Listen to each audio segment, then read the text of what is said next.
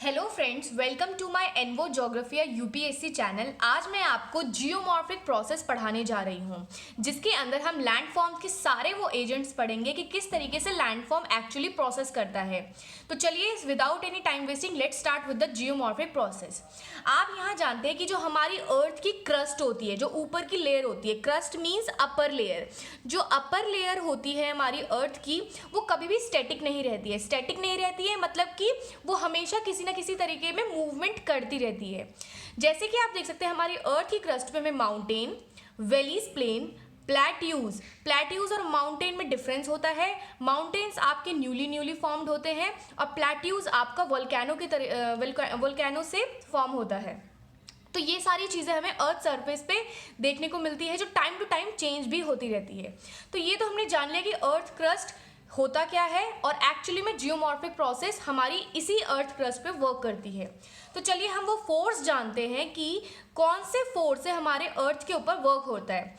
हमारी अर्थ एक तो इंटीरियर अर्थ में कही जाती है, और दूसरा होता है अपर लेयर। अपर लेयर मतलब कि जो एक्सोजेनिक फोर्सेस होती है, exogenic forces means over the earth surface, जो अर्थ के ऊपर जितने भी फोर्सेस वर्क कर रहे हैं, मतलब अर्थ के बाहर, जैसे कि रेनफॉल, जैसे कि आपका विंड, ये सारे आपके एक्सोजेनिक फोर्सेस ही कहलाते हैं। और जैसे बारिश होती है तो वो इरोड करती है, विंड से आपकी डिफ्लेशन होती है, तो ये सारी चीज़ें एक्सोजेनिक फोर्सेस कहलाती हैं। इसलिए हम इसको लैंड वियरिंग भी कहते हैं। जो अर्थ के विदिन काम करती है, मतलब कि अर्थ के अंदर, जैसे कि वोल्केनो, अर्थक्वेक, और फिर जाकर उससे इम्पैक्ट पड़ता है, तो उसे हम एंडोजेनेटिक फोर्सेस कहते हैं। एक्सोजेनेटिक और एंडोजेनेटिक में आप एक इजी तरीके से याद कर सकते हैं। एक्सो मीन्स एग्जिस्ट, एग्जिस्ट मीन्स बाहर, तो एक्सोजेनेटिक फोर्सेस यही कहलाएगा। Endogenetic means, endo means in, तो वो अंदर। तो ये तो हमने दो वो फोर्सेस जान लिए जिससे जियोमॉर्फिक प्रोसेस आपका वर्क करता है। चलिए हम जानते हैं कि ग्रेडेशन क्या है। ग्रेडेशन क्या होता है? जहाँ पर आपका एक ऐसा टाइम पीरियड, एक ऐसा फिनोमिनन जिससे कि सारे के सारे रिलीफ फीचर्स ये आपके वेयरिंग डाउन करते हैं, मतलब गिरते हैं, ठीक है, एक्सोजेनिक फोर्सेस से। तो वेयरिंग डाउनिंग हमने यहीं पे पढ़ लिया था कि लैंड जहाँ से वेयर कर रहा है, मतलब वहाँ से टूट के पत्थर जब गिर रहे हैं अर्थ के बाहर क्रस्ट पे, जब पहाड़ के पत्थर एक दूसरे से टूट के गिरते हैं, तो उसे हम ग्रेडेशन कहते हैं। डायस्ट्रॉफिक क्या होता है? ये काफ़ी स्लोली एक्ट करता है, और ये एक्ट आपका अर्थक्वेक और वोल्केनोस कहलाता है। हम देखते हैं कि वोल्केनोज और अर्थक्वेक बहुत धीरे धीरे इम्पैक्ट करते हैं, तभी जाके आपका डायस्ट्रॉपिक इवेंट कहलाता है। ग्रेडेशन और ये डायस्ट्रॉपिक में हम ये देख सकते हैं, gradation is the part of exogenetic forces and diastrophic is the part of the endogenetic forces. चलिए मैं आपको फ्लो डायग्राम के साथ बताती हूँ कि फैक्टर अफेक्टिंग लैंडफॉर्म क्या होते हैं। हमने दो फोर्सेस तो जान लिए, एक्सोजेनेटिक फोर्सेस और एंडोजेनेटिक फोर्सेस क्या होते हैं। एक्सोजेनेटिक जो बाहर काम करते हैं, क्या क्या एजेंट्स काम करते हैं? Water, wind, ice, etcetera. And endogenetic forces हम जानते हैं। एंडोजेनेटिक फोर्सेस आपके दो पार्ट्स में डिवाइडेड है। एक है डायस्ट्रॉपिक, मैंने आपको पहले एक डेफिनेशन बताया कि इट एक्ट स्लोली। तो डायस्ट्रॉपिक फोर्सेस जो है उसमें एपिरोजेनिक फोर्सेस आता है और ओरोजेनिक फोर्सेस आता है। ये बहुत ही ज़्यादा इंपॉर्टेंट है इसकी डेफिनेशन जानना, क्योंकि एग्जाम में किसी न किसी तरीके से ये पूछा ज़रूर जाता है। सडन फोर्सेस में हम अर्थक्वेक और वोल्केनो का नाम डालेंगे। क्यों? क्योंकि अर्थक्वेक और वोल्केनो सडन इम्पैक्ट करते हैं, कभी बताकर नहीं आता है कि अर्थक्वेक ये कब आने वाला है, तो इसको हम सडन फोर्सेस के अंडर डालेंगे। नेक्स्ट है डायस्ट्रॉपिक फोर्सेस, जिसके अंदर epeirogenic forces and orogenic forces आते हैं। एपिरोजेनिक फोर्सेस आपका कॉन्टिनेंट पे मूव करता है। अब आप देखिए, अपवर्ड फोर्स और डाउनवर्ड फोर्स है।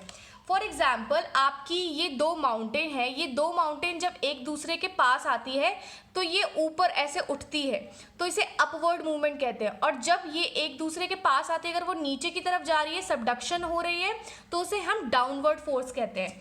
ये आपका कॉन्टिनेंट पे होता है, जब दो कॉन्टिनेंट्स एक दूसरे से टकराते हैं, तो उसे एपिरोजेनिक फोर्सेस कहते हैं। ओरोजेनिक फोर्सेस क्या होती है? Tension and compression. सेम है इनमें प्रोसेस, लेकिन ओरोजेनिक फोर्सेस आपका लैंड के अंदर भी होती है, मतलब मेंटल कोर्स में भी होती है। अगर आपको अर्थ का इंटीरियर स्ट्रक्चर नहीं पता है तो मैं आपको नेक्स्ट वाली वीडियो में अर्थ का प्रॉपर्ली इंटीरियर स्ट्रक्चर बताऊंगी। चलिए हम फटाफट से जानते हैं जियोमॉर्फिक प्रोसेस क्या है। एंडोजेनेटिक एंड एक्सोजेनेटिक फोर्सेस, जब ये दोनों मिलकर physical stress and chemical action देती है अर्थ मटेरियल के ऊपर और चेंजेस लेकर आती है। फिजिकल स्ट्रेसेस मतलब कि किसी भी लैंड के ऊपर फिजिकल स्ट्रेस पड़ रहा है। केमिकल एक्शन मीन्स कभी भी रेनफॉल किसी सोडियम से या फिर किसी भी मिनरल से अट्रैक्ट होती है तो उसे हम केमिकल एक्शन कहते हैं। तो चलिए अब जियोमॉर्फिक एजेंट के बारे में जानिए। एजेंट जो मतलब मीडियम में वो वर्क करते हैं उसे ही हम एजेंट कहते हैं। तो ये देखिए मैंने लिखा हुआ है agent is the mobile medium. अब वो कौन मीडियम वर्क करे जियोमॉर्फिक प्रोसेस का, ये एंडोजेनेटिक और एक्सोजेनेटिक जो फोर्सेस वर्कर्स है, एजेंट्स है, ये कौन है? ये है आपका water, moving ice mass, wind waves and currents. Currents मतलब जो ओशियन के ऊपर जो विंड से जो आपकी मूवमेंट होती है उसे हम करेंट्स कहते हैं। ओशियन के ऊपर जो मूवमेंट्स होती है, तो जब ये सब मिलकर जब रिमूव करते हैं मटेरियल को, अर्थ के मटेरियल को ट्रांसपोर्ट करते हैं और डिपॉजिट कर देते हैं कहीं जाकर, इसे हम जियोमॉर्फिक एजेंट कहते हैं।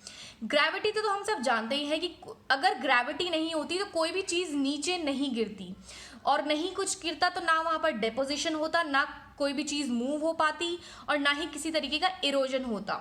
ठीक है, तो ये सारी चीज़ें हमारी ग्रेविटी से ही पॉसिबल हो रही है।